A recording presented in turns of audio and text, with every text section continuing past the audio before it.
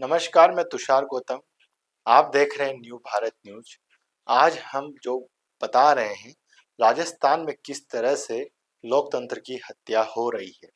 आप दो पिक्चर के माध्यम से देख सकते हैं। एक विधानसभा बजट सत्र चल रहा है, वहां पर विपक्षी विधायकों को वहां पर धरना प्रदर्शन करना पड़ रहा है रात के अंदर, और रामधुनी गायन कर रहे हैं। लेकिन दूसरी तरफ कुछ विधायक ऐसे भी हैं जो मूवी देखने चले जाते हैं उसी दौर में। दूसरी बात मैं बता रहा हूँ, राजस्थान विश्वविद्यालय राजस्थान का तो है ही फर्स्ट है, लेकिन आप देखिए उत्तर भारत के टॉप रैंकिंग में राजस्थान विश्वविद्यालय एक दशक पहले रन करता था, रैंकिंग में बरकरार था। अब रैंकिंग से दूर हट चुका है, अब टॉप 10 में भी नहीं रहा। और वहां पर स्टूडेंट प्रदर्शन कर रहे हैं छात्र संघ चुनाव से रिलेटेड, जहां पूर्व सरकार ने भी छात्र संघ चुनाव नहीं करवाए। वर्तमान सरकार भजनलाल सरकार ने अपने मैनिफेस्टो में दावा किया था कि हम छात्र संघ चुनाव करवाएंगे, लेकिन अगस्त खत्म होने को आया है, चुनाव नहीं हो रहे हैं। मौसम अनुकूल है, ना गर्मी है ना सर्दी है, बारिश की रिमझिम बौछारें चल रही है राजधानी के अंदर, और अन्य जिलों में कहीं तेज बारिश कहीं बाढ़ जैसे हालात बने हुए हैं। हमारी गुजारिश इतनी सी है, नदी नालों में ना जाएं, जाएं तो संभल के जाएं, अपने आप को एडवेंचर साबित ना करें, रील्स शॉर्ट्स ना बनाएं। हाल ही में जो घटनाएं घटित हुई है, जैसे मांडलगढ़ के अंदर एक मैनाल झरना होता है, ऐतिहासिक झरना होता है। चार दोस्त वहां पर गए नहाने के लिए, उनको नहाना नहीं चाहिए था, मौसम का लुत्फ उठाना चाहिए था, लेकिन वो पानी में कूद गए और पानी उनको बहा के 150 मीटर खड्डे के अंदर ले गया, जहां पर शायद उसकी जान नहीं बच पाई। गोताखोर अभी भी ढूंढने में और तलाशी करने में लगे हुए हैं।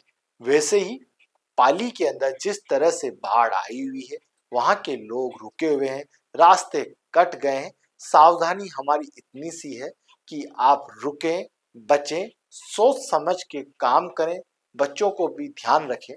लेकिन राजस्थान सरकार इस तरह का भी कोई अलर्ट नहीं कर रही है। आखिरकार राजस्थान सरकार कहाँ मशगूल है, जब ऐसे हालात हैं प्रदेश के अंदर। शासन चुनाव हो नहीं हो रहे हैं, छात्र उग्र हो रहे हैं, सरकार के मुखिया कोई सूद नहीं ले रहे हैं, जिनको अंतिम पंक्ति में बैठे हुए एमएलए को सीएम बनाया, सरपंच वाला सफर देखा, संगठन में बड़ी भूमिका रही भजनलाल जी की, लेकिन अब उनकी भूमिका और ज्यादा बढ़ गई है। तब से मुख्यमंत्री बने हैं। विपक्ष तो कहता रहेगा कि भले पर्ची की सरकार है, लेकिन मुख्यमंत्री का ओहदा है, तो उनको सबकी सुध लेने की जरूरत है। उनके लिए पक्ष और विपक्ष कुछ भी नहीं है। ये डेमोक्रेसी में हो क्या रहा है राजस्थान की। बजट सत्र का मैं एनालिसिस करता हूं, जिस तरह से दिव्या कुमारी वित्त मंत्री, पूर्व मुख्यमंत्री वसुंधरा राजे भी सदन में मौजूद रहती है, पूर्व उप मुख्यमंत्री सचिन पायलट भी वहां मौजूद रहते हैं, और उनके सबके सामने बजट पढ़ती है दिया कुमारी उप मुख्यमंत्री। वित्त मंत्री का भी कार्यभार उन्हीं के पास है, महिला है, राजघराने की है, राजकुमारी है। आखिरकार उन्होंने बजट पढ़ा, लेकिन बजट के अंदर शिक्षा, चिकित्सा और गृह नदारद रहा। सिर्फ हल्का फुल्का सा कुछ असर देखने को मिला, जो हमेशा से थोड़ा बहुत नजर आता है। लेकिन युवाओं को आशा थी कि हमको रोजगार मिलेगा।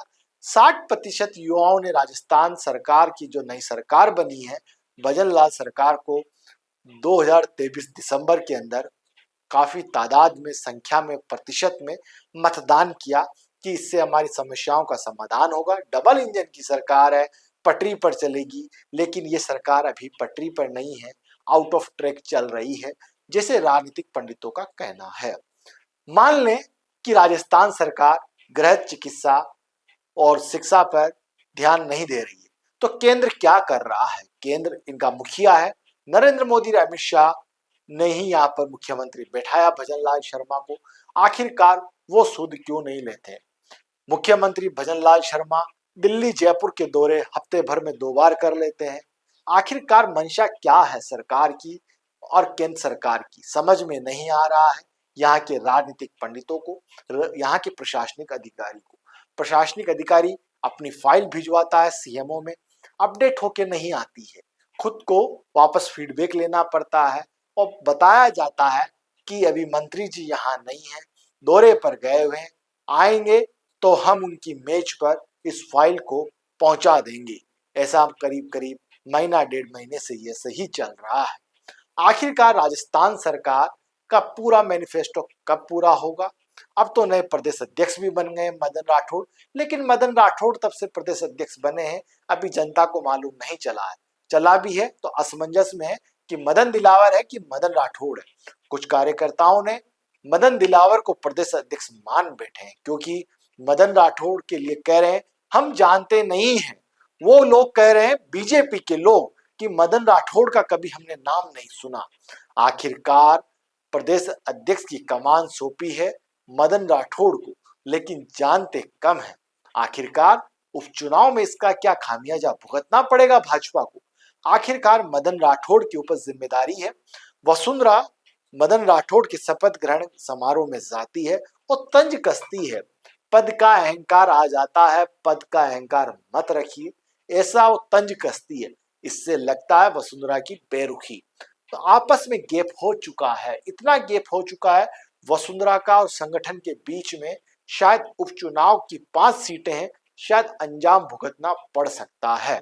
जिन 5 जगह चुनाव है वहां पर युवाओं की संख्या ज्यादा है और वो वहां पर सबसे ज्यादा बेरोजगारी है। वो मुद्दे शायद इस बार छाए रहेंगे। इसका राजनीतिक पंडितों ने और हमारे न्यू भारत न्यूज के माध्यम से हमने आकलन करके हम बता देते हैं कि बीजेपी को कठोर मेहनत करने की जरूरत है, तभी उपचुनाव में सफलता मिलेगी। क्योंकि जिस तरह से आशा अपेक्षा सपने थे उस पर खरी 7 महीने से सरकार खरी नहीं उतर रही है। इसका अंदाजा आप देखिए, 12 अगस्त को जेलन मार्ग जाम होता है। राजस्थान विश्वविद्यालय के छात्र जाम कर देते हैं। जेलन मार्ग वीआईपी सड़क होती है, वहां से वीआईपी मूवमेंट रहता है, आवाजाही रहती है। आखिरकार सड़कों पर बच्चों को उतरना पड़ा है, तो उपचुनाव में भुगतना पड़ सकता है। वहीं विपक्ष की भी बात करता हूं, गोविंद सिंह डोटासरा, टीकाराम जूली, मुकेश भाकर, रामनिवास गावरिया जैसे युवा नेता बड़ी तादाद में इस बार विपक्ष के साथ वहां मौजूद है विधान बजट सत्र के अंदर, लेकिन कोई शिक्षा चिकित्सा गृह पर बात नहीं कर रहा है। सिर्फ भजन लाल को मगरमच्छ कह देते हैं और वो भड़क जाते हैं। इस वजह से मुकेश भाकर कुछ बोल देते हैं तो वासुदेव नानी विधानसभा अध्यक्ष उनको निलंबित कर देते हैं। ऐसा तो कुछ नहीं कहा भाकर ने, मुकेश भाकर ने, लेकिन सजा भुगतनी पड़ रही है। आखिरकार राजस्थान के अंदर जिस तरह से बजट सत्र जो भेंट चढ़ा है, किसके भेंट चढ़ा है? अशांति के भेंट चढ़ा है। इससे लाखों करोड़ों रुपए की बर्बादी हुई है। बजट के अंदर विधायकों को विशेष भत्ता भी मिलता है, विशेष सुविधाएं भी मिलती है। शायद उसका यदि आकलन करें तो करोड़ों रुपए का नुकसान जनता का हुआ है। यह पैसा जनता का ही है।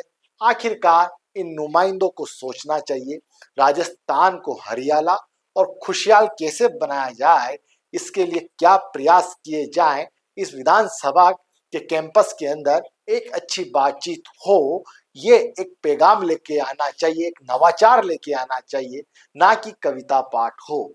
एक ठाकुर की कविता पढ़ देते हैं हरीश चौधरी, उससे बवाल हो जाता है, 4 दिन ठप रहती है विधानसभा।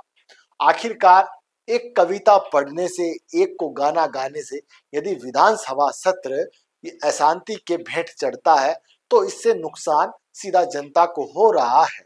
आखिरकार जनता के साथ ऐसा अत्याचार, ये अत्याचार ही है जहां राजस्थान की प्रजा एक तरफ गरीबी से और जिस तरह से यहाँ पर बेरोजगारी की मार झेल रहे युवा सड़कों पर उतर रहे हैं, अंदाजा आप लगा लीजिए। हम आपको न्यू भारत न्यूज के माध्यम से राजस्थान की विशेष कवरेज दिखाएंगे।